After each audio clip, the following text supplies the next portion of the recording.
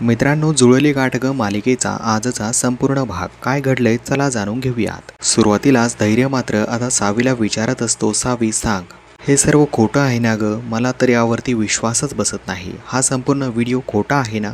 तू मला फसवलं हे मात्र संपूर्ण खोटं आहे ना? असं मात्र तो सावीला विचारत असतो। सावीचं या गोष्टीवरती काहीच उत्तर नसतं। त्यावेळेस मात्र धैर्य अतिशय वैतागलेला असतो। धैर्य मोठ्यानेच बोलतो की मला तू सांग, नाहीतर मी माझ्या जीवाचं काहीतरी करून घेतो। तर मित्रांनो, पाहायला मिळते की यावरती आता सावी रिॲक्ट करते। सावी बोलते की हो, हे सगळं खरं आहे। तर यावरती धैर्य पूर्णपणे तुटलेला असतो। अवंतीने मात्र कानच झाकलेले असतात, कारण मित्रांनो धैर्य एवढ्या मोठ्याने ओरडतो सावीवरती की आता सर्वजण दंग राहतात। इरा देखील हा तमाशा पाहत असते। त्यावेळेस आता पाहायला मिळते की धैर्यचा राग राग होतो। धैर्य मात्र सावीला नको ते बोलू लागतो, सावी तू मला फसवलंस। इतके दिवस मी तुझ्यावरती विश्वास ठेवला, तुला नको ते दवाखान्यात घेऊन गेलो, तुझ्यावरती हवे ते सगळे उपचार मी केले आणि तरी देखील तू मला फसवलंस। आता मात्र मला तुझ्यावरती काडी मात्र विश्वास राहिलेला नाहीये सावी। सावी मात्र खूप रडत असते। तर धैर्य मात्र त्याच्या अंगातली सर्व भडा सावीच्या वरती काढत असतो। मित्रांनो, पाहायला मिळते की सावी खूप रडत असते। धैर्याला देखील खूप वाईट वाटत असतं। एवढे दिवस आपण जिच्यावरती प्रेम केलं तिनेच आपल्याला का फसवलं, या गोष्टीमुळे त्याला मात्र खूप वाईट वाटत असतं। मित्रांनो, तो सावीला सारखंच विचारत असतो की सावी नेमकं असं काय घडलं आणि त्यामुळे तू मात्र माझ्याशी असं वागलीस। मी तुझ्यासोबत किती चांगलं वागलो, मी प्रत्येक गोष्टी तुझी साथ दिली, तुझ्यासाठी मी घरच्यांच्या सर्वांच्या विरोधात गेलो आणि तू मात्र मला असं का फसवलंस? तर सावीला मात्र आता उत्तर देण्यासाठी धैर्य भाग पाडत असतो। परंतु मित्रांनो, पाहायला मिळते की आता धैर्याला चक्कर येते आणि धैर्य तिकडे कोसळतो। आता मात्र लगेच दामिनी धैर्याला उठवण्याचा प्रयत्न करत असते। धैर्य बाळा उठ,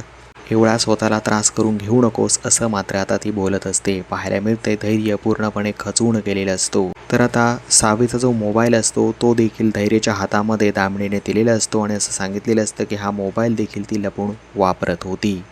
तर दामिनीने मित्रांनो आता मात्र डॉक्टरांना देखील तिकडे बोलवलेलं असतं। डॉक्टर आलेले असतात आणि सर्व काही कहाणी तिकडे सांगण्यासाठी सज्ज झालेले असतात। दामिनी त्यांना सांगते की सांगा डॉक्टर, तुमच्या तोंडातनं असं धैर्याला सर्व काही सत्य सांगा। दामिनीने डॉक्टरांना भरपूर पैसे देऊन अगोदरच सगळं प्री प्लॅन करून ठेवलेलं असतं। मित्रांनो, पाहायला मिळते की डॉक्टर सांगतात, तुमची ही बायको पहिल्या दिवसापासूनच नाटक करत होती, आमच्या दवाखान्यात आली होती तेव्हा देखील ती नाटकच करत होती, परंतु सत्य आता आम्हाला तुम्हाला सांगण्यासाठी तिने भाग पाडलं होतं। तर मित्रांनो, पाहायला मिळते की धैर्याचा आता पूर्णपणे सावीवरून विश्वासच निघून जातो। तर आता सावी ओरडत असते की डॉक्टर, तुम्ही का खोटं बोलत आहात?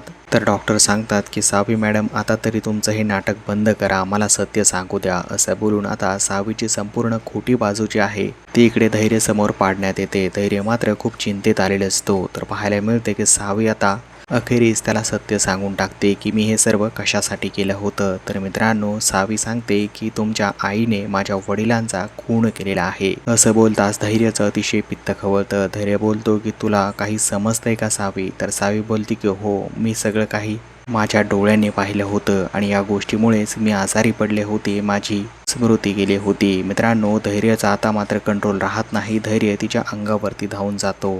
इरा मात्र हा सर्व प्रसंग पाहत असते। तिला मात्र खूप टेन्शन आलेलं असतं की काय ड्रामा सुरू आहे हा। मित्रांनो, आता दामिनी पूर्णपणे फसलेली असते, कारण आता सावी बोलत असते की खरोखर माझ्या वडिलांना ज्या व्यक्तीने मारलंय ना, ती व्यक्ती दुसरी तिसरी कोणी नसून दामिनी मुजुमदार आहे आणि आता याचा पुरावा देखील मी तुम्हाला देणार आहे धैर्य। तर रीना मात्र तिकडनं आता त्या ड्रायव्हरला घेऊन आलेली असते, ज्या ड्रायव्हरने दामिनी मॅडमला ती कार दिली होती आणि त्या कारने तो अपघात झाला होता। मित्रांनो, पाहायला मिळते की त्याला मात्र आता रीनाने तिकडे आणलेलं असतं। त्यानंतर तिने त्याला सर्वांसमोर ढकलून दिलेलं असतं, तर तो खाली पडतो आणि मात्र सर्वांची माफी मागत असतो। मित्रांनो, त्याची ही अवस्था पाहिल्यानंतर धैर्याला मात्र धक्का बसतो। धैर्य विचार करत असतो की काय सुरू आहे आपल्या घरात, मला एवढं सगळं कसं माहीत झालं नाही, आणि या गोष्टीमुळे तो अतिशय सदम्यामध्ये गेलेला असतो। पाहायला मिळतंय की आता सावी बोलते की हाच तुम्हाला सर्व काही पुरावा सांगणार आहे।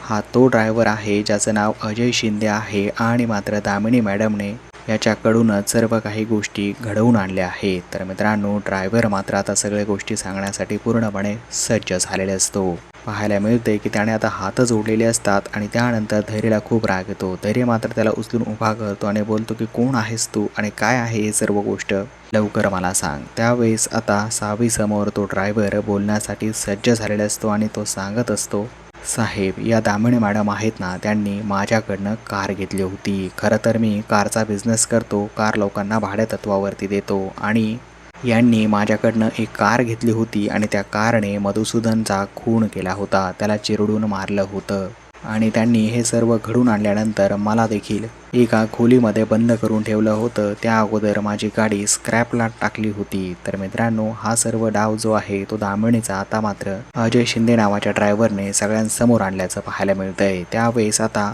धैर्यला तर खूप म्हणजे खूप मोठा धक्का बसतो. धैर्यच्या पायाखालची जमीन सरकते. धैर्य विचार करतो की आपली आई असं कसं करू शकते. तर ड्रायव्हर मात्र सगळं अकांतांडावाने खरं सांगत असतो. तर दामिनीचा चेहरा पूर्णपणे आता काळा निळा पडलेला असतो, कारण तिला अतिशय मोठा धक्का बसतो की आपलं सत्य शेवटी बाहेर आलंच. आता काय करावं आणि काय नाही असं तिला झालेलं असतं. तर मित्रांनो, सावीला मात्र खूप आनंद होतो. ज्यावेळेस आता ड्रायव्हर सगळं काही सत्य सांगतो तर दामिनीला धक्का बसतो, तर सावीला आनंद झालेला असतो. सावीला असं वाटत असतं की कुणीतरी माझ्या बाजूने बोलतंय आणि हाच पुरावा माझ्यासाठी खूप महत्त्वाचा आहे. आता धैर्य पूर्णपणे टेन्शनमध्ये आलेला असतो. त्याला समजत नाही की काय खरं आणि काय खोटं, परंतु त्या ड्रायव्हरच्या बोलण्यावरती त्याला विश्वास ठेवणं भाग पडणार असतं, कारण या सर्व गोष्टीमध्ये रीना आणि परागची खूप मोठी मदत झालेली असते. तर मित्रांनो, येणाऱ्या पुढील भागामध्ये पाहायला मिळते की आता दामिनीचा हा डाव उघड पडल्यामुळे दामिनीने आता सावीचा तिसरा डाव उघड पाडला आहे. विसामाचा जो लूक होता, जो मांत्रिकाचा लूक होता, तिने मात्र आता सावीच्या डोक्याला पुन्हा एकदा तो टोप घातलेला आहे आणि धैर्यला समोर सांगितलं आहे की ही बाई मला त्रास देत होती विसामा बनून. असं बोलल्यानंतर पुन्हा एकदा धैर्यला धक्का बसतो. तर मित्रांनो, आजच्या भागामध्ये धक्क्यावरती धक्के आपल्याला पाहायला मिळत आहेत आणि एकीकडे धैर्य पूर्णपणे टेन्शनमध्ये येतोय. धैर्यसमोर ह्या गोष्टी सुरू होत्या, परंतु त्याला काही एक खबर मिळाली नाही. या गोष्टीमुळे तो अतिशय टेन्शनमध्ये आलेला असतो. तर पाहायला मिळत आहे मित्रांनो, आता दामिनी बोलत असते की सांग आता विसामाचं सर्व काही सोंग सांग, काय केलं होतं तू, मला कसा त्रास दिला. आता भास्कर आणि विलास देखील यांची गंमत पाहत असतात. तर धैर्याला समजत नाही की कुणाची साथ द्यावी, सावीची साथ द्यावी की आपल्या आईची साथ द्यावी. दोन्हीही गोष्टी त्याच्यासाठी अतिशय प्रिय असतात. दोन्हीही व्यक्ती त्याच्यासाठी जवळची असतात. मित्रांनो, आता सावीचा हा डाव उघड पडल्यामुळे सावी देखील खूप टेन्शनमध्ये येते. सावी विचार करते की दामिनी मॅडम माझ्यापेक्षा 1-2 पाऊल पुढेच आहेत. आजपर्यंत एवढ्या सगळ्या गोष्टी त्यांनी केल्या, परंतु देव त्यांचीच का साथ नेहमी देत असतो, या गोष्टीचा विचार सावी मात्र टेन्शनमध्ये येऊन करत असते. धैर्याच्या डोळ्यात पाणी आलेलं असतं. धैर्याला समजत नसतं की आता नेमकं काय करावं. तर मित्रांनो, पुढील भाग हा जो आहे तो धैर्यासाठी अतिशय कन्फ्युजिंग असणार आहे. त्यामध्ये त्याला दोन्हीतील एका व्यक्तीची आता चॉईस करायची आहे.